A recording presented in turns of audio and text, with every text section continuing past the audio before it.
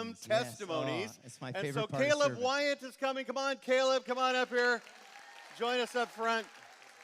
We're going to hear her testimony, and then what do, Pat? We're going to baptize them in the ocean. Because at the beach, you really can't hear more than about 10 feet away. It's impossible. And so the traffic sounds of the ocean drown out the sound of testimonies, et cetera, and groups, et cetera. So we enjoy having these testimonies shared in our services, and we wanted to have you, hear Caleb. So Caleb, tell us a little bit about what your life was like before Christ saved you.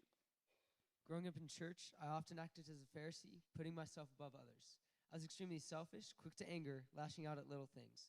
Anger was a major sin in my heart, partially because of things going on at my home during that time. This led to a lot of resentment and emotional instability. A lot of this anger was let out on people at church or school.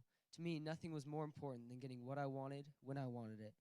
I was only able to see things from one perspective. Filled with pride, I was unwilling to be wrong. So then how did God take that angry heart and crush it and show you your desperate need to turn to Christ?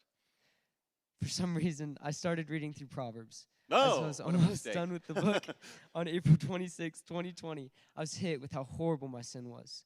Throughout most of my life, I would always ignored it, thinking it was normal.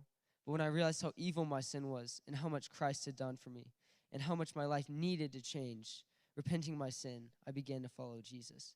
Christ had done so much for me all of my life. I'd put it aside, ignoring his sacrifice to indulge my sin. Christ died on the cross for my sins, enduring God's wrath and rising on the third day so that I can spend eternity with him.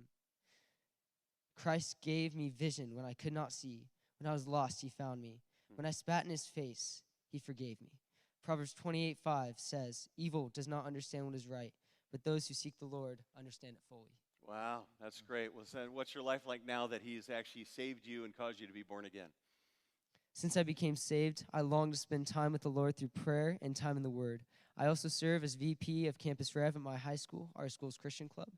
Jesus fully changed my attitude on life and the people around me, giving me the strength to battle my anger and selfishness. Christ used my old life to give me an understanding of others who have not found Jesus and are not able to see. Jesus created a desire in me to spread the gospel without being afraid of what others think.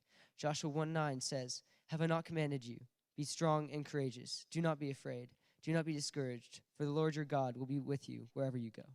Let's encourage Caleb, would you? Thanks, brother.